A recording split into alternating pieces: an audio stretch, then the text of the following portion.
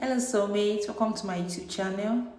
This class centers on how to sew this perfect body contoured basic gown. If you haven't watched the basic bodies and the basic skirts, please you have to do that because this class will refer you back to the basic bodies and the basic skirts. So let's get started. Hello soulmates, this class centers on how to draft a basic gown. Once you have your basic pattern, it is important to understand that you can manipulate it into whatever design that you like. That is why the basics are so crucial. Every inch of the pattern serves a purpose. In this session, you will learn the art of body contouring. First, remember that in the skirt pattern that we drafted earlier, we removed the waistband and we will start by adding back the waistband. Measure the length of your skirt and the length of your upper bodies and confirm it with your gown length. The band that was removed from the skirt was 2 inches, so I returned 2 inches back to the skirt. Keep it in mind that we didn't include that allowance on the front of the skirt earlier. So to make a gown, you will need a dart that will connect to the darts of the upper bodies. So you should add a dart allowance to your skirt before you join it to the upper bodies. So the next thing is to lay down your pattern paper, place the basic pattern on it and use a sellotape or any tape that you have to put it in place so as to not make it move. To achieve a gown, you will need to combine the upper bodies and the lower bodies. Tape it together on the waist. Note that the armhole seam allowance wasn't added on the initial pattern, so we'll have to add the armhole seam allowance now. After taping the initial pattern together, take your tracing wheel and trace them out. After tracing, remove the original pattern, fold it and set it aside. The tracing might be faint, so here's an arc if you want to connect the lines of your tracing. Take your pencil and make a broken line. After making that, you can now proceed to using your marker or your pen to connect it with your ruler.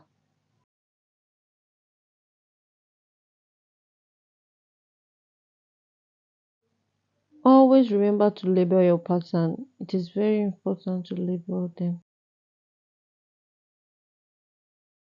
The next thing we will do is to locate our underbust. The underbust I'll be working with is 14 inches. Mark 14 inches from the neck width, not from the seam allowance. Indicate the dart after marking it out.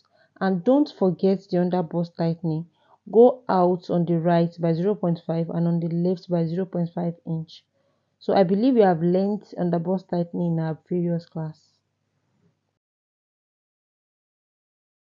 So the next thing is to cut out the patterns and cut on the line, not after the line. Whenever you're cutting, cut on the lines that you have made so as to not add to the measurement. After cutting, set the pattern aside. So let's cut out the back pattern. So to prepare the back pattern of the gown, place the pattern on a plain paper.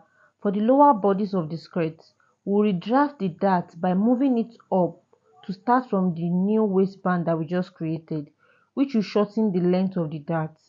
Moving it up, and if you measure your normal 6, it will definitely shorten the dart that we had initially.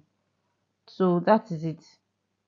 So as we have done for the front, tape both the upper bodies and the lower bodies together and use a tape to tape all the pattern in place.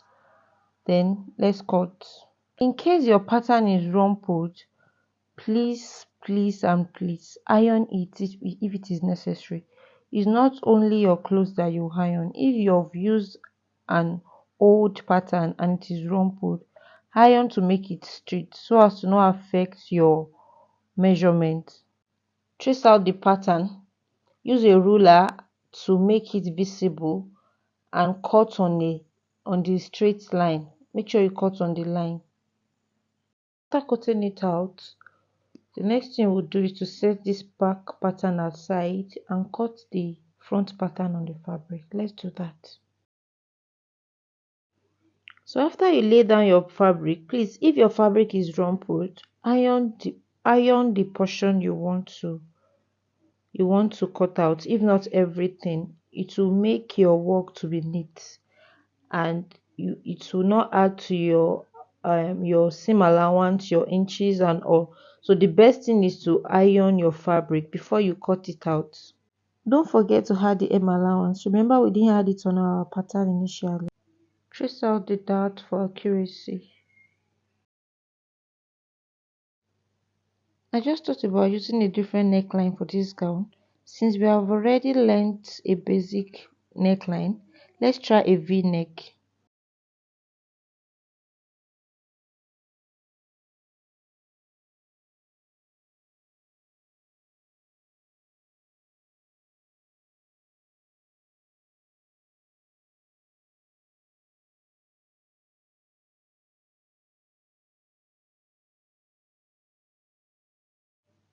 Measure 7 inches down from the neck, not from the seam allowance. So to ensure accuracy, measure from the chest line to the point you just marked. Then mark this on the edge of the paper as well. Use the curvy part of the ruler to connect the V shape, not the straight part. If you measure the V-neck, you will notice that it might be more than 7 inches. This is normal. This that I just measured is around 7.75. So to avoid gaping, because if you sew it like this and you wear the dress, the neck would definitely gape. You see some dresses like that, it will gape. So to avoid gaping, what you would do is to create a dart. So to avoid gaping, create a dart by locating the middle of the line. Locating the middle of the V line you just create, then mark 0.4 inches on both sides and connect this point to the bust point. I'm using 0.4 because what I had in excess is 0.75, and 0.4 multiplied by 2, that will be 0.8. So if you measure your own and you have lesser than that, you can remove 0.25 on both sides.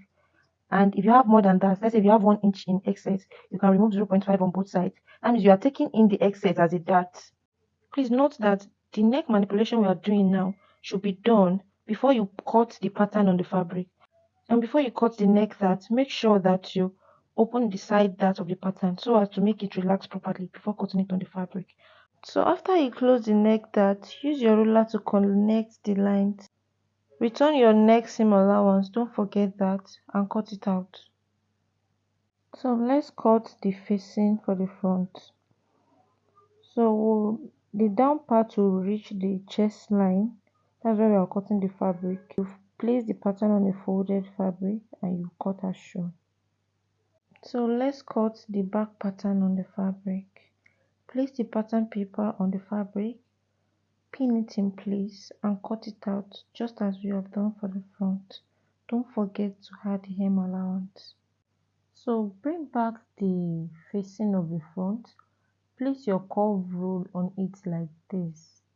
Make sure that the curve is not reaching the upper part, as you can see, and cut it. If you have a zigzag scissors, you can use it. And if you want to tape it, leave a seam allowance that you use to tape it in so as to avoid it from fraying. You leave a seam allowance of 1 inch or half inch before you cut. For your back facing, come down by 4 inches from your neck and you curve it just as I've done for the front, and then you have it for your back facing. So the next thing is to sew everything we have been cutting to make a garment.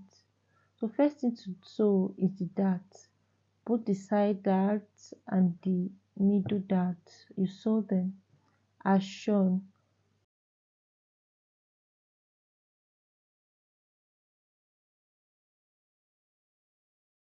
This is how the darts will look like if you finish sewing them, both the wrong side and the right side. So let's attach the facing. Pin the facing in place and sew it in with 0.5 inch. Mark the seam allowance before you sew them to ensure accuracy. Then sew it in as shown. Remember the technique I taught you for sewing corners. You will need to apply that here. After sewing, notch the seam allowance and press the seam flat with an iron. So the next thing is to sew the back facing by placing it right side facing right side. Pin it in place and sew it on 0.5 inch. After sewing it, notch it to make it relax. So the next thing is to place the back right side facing right side, and let's mark where the zipper will be and where it will be sewn permanently.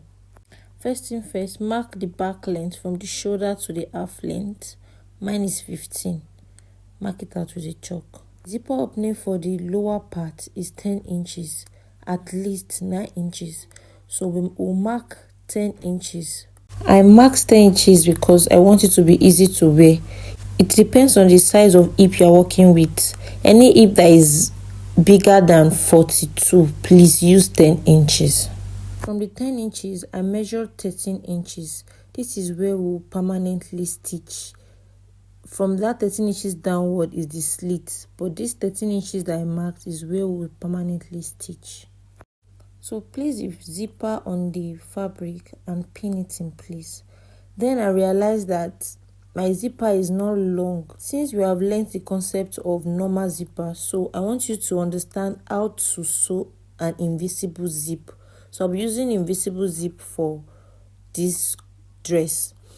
So this invisible zip is not as long as the space I left, because 15 inches plus the 10 inches that I left, that is 25 inches, and the invisible zipper is 22 inches. So to complete that place that is left, we'll use a bra hook to make it firm. I hope you understand. So pin it in place and let's go and sew on the machine. After pinning it, sew it straight down to secure the zipper and the fabric together. After securing the zipper, open it up And use your hands to open the zipper teeth as well, so as to make the machine foot get close to the teeth of the zip. Just watch it closely, you will understand. Just watch as I do it. Take your time and go slowly for you to get it better. I am using a zipper foot for this zip part, as you can see. To get yours, just ask for a zipper foot. So for the second side of the zipper, pin it in place as well and sew it to secure the zipper and the fabric together. After that, use your hands to open it and sew it straight down as done for the other part. Look at how beautiful this is. It looks so invincible, and that is how to sew your invincible zip. So the next thing is to join the shoulder of the front and the back together. Place the back shoulder and the front shoulder right side facing right side. You make sure that the seam of the facing is meeting each other. Flip the facing to the back, then pin everything together. Then sew it on the machine with 0.5 inch, the same allowance you left on your pattern. Do the same for the second shoulder also. Remember to sew with 0.5 inch. The next thing is to do the body shaping. Place the front and the back together and clip it in place. To do your body shaping, you will measure your circumference, the bust divided by 2. Whatever you get, you measure it out on the clothes. So for this garment we are making, the bust is 34. 34 divided by 2. 34 divided by 2 is 17. And what does this measure? This measures 19. So 19 minus 17, that is 2 inches. That's 2. So the 2 will be shared equally on both sides of the garment. That is 1. So 1 on the right side of the garment, 1 on the other side of the garment. So the next thing is to measure the under bust height. So the under bust height is 14. Make sure you mark that out on both sides so as to avoid making mistakes. The under bust circumference is 29. 29 divided by 2 is 14.5, and what we have here is 16.5. So 16.5 minus 14.5, that is 2. So we'll have to divide that 2 into 2. That will be 1. So you place 1 on both sides each. I hope you understand. So what you do now is to remove 1 inch from that side and 1 inch from this side, and that's how to body shape. So next thing is to our waist. Take the vertical measurement to locate the half length. Take it on both sides in order for it to be accurate. If you remember during our measurement class, I told you that the boneless part of your body is the half length. So we have to cinch in this. In order to do that, I will remove 1 inch from my normal waist measurement. The waist measurement we are working with is 28. So 28 minus 1 will be 27. 27 divided by 2, 13.5. So 13.5 minus 17 that we have here, that's 3.5 that we have. So we'll now divide that 3.5 into 2. That's 1.75. So we'll remove 1.75 from both sides. So next thing is to connect it with a ruler as shown. After connecting, let's measure out our hip circumference. To get the hip line from the waist down is 8 inches. On that 8 inches, measure the hip circumference. When taking our measurement, remember I taught you how to measure your waist height, your shoulder to your navel point. So you measure that on this. So the main reason why you are doing this is body contouring. It will make the clothes more fitted and you enjoy the fit. Insert the waist height circumference and connect it with your ruler. The next thing is to measure your knee tightening. To get your hip tightening, take your hip measurement and minus 2 from it. Whatever you get, insert it on your knee tightening and take it straight down. And that's how you do your body shaping. So pin it in place and let's sew it on the machine.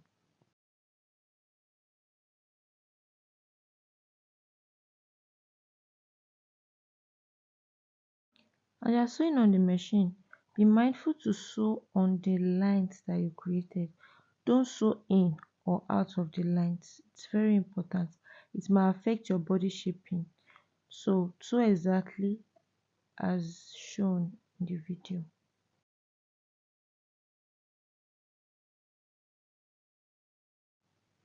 Do the same for the other side of the garment as well. So the next thing to do is to fix the sleeves on the garment, and watch closely on how I fix this sleeve. So here is the sleeve that I've cut for the garment, and the next thing to do is to make sure that you will notch the upper part of the sleeve so as to meet the shoulder of the sleeve. So after notching, you make sure that the notch area is meeting the shoulder of the sleeve where you join the back and the front together. That's the meeting point, and you pin everything in place and sew it.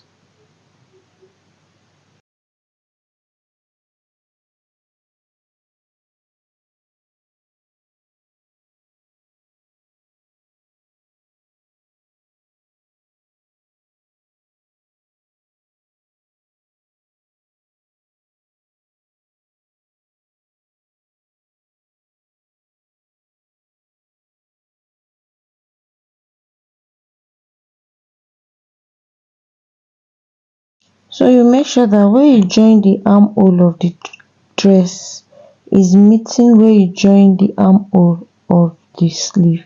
That means the armpit, that line will be meeting each other, and pin that in place as well.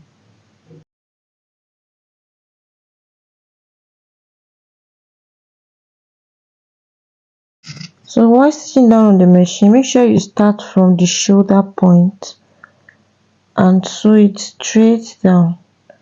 You don't have to rush this part. Sew it straight down.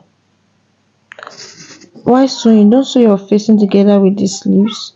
Raise the facing up and join the sleeves in a circular form. And that is it, you have your sleeve. Do that for the second sleeve and your full gown is ready. Let's iron and see the final fit. On the first fit, the invisible zipper spoiled, so I had to take it out and fix original mega zip. I just discovered the new invisible zipper and I'll be using that in my subsequent videos. So stay tuned. When I took out the invisible zipper, I removed all the residue thread that might be on the dress and I fixed another zipper. So here's the zipper that I fixed. You can see how it is so straight and no zip bulge. So here's the final fit of the dress before the beads came onto it. So I hope you've learned something. How to fix the invisible zipper, the neckline and the fit, the body contouring. So this is me putting beads on the dress. Don't forget to like, share and subscribe to my channel for more amazing videos. My name is Brian Folashade and my goal is to see you grow. Until next time, bye.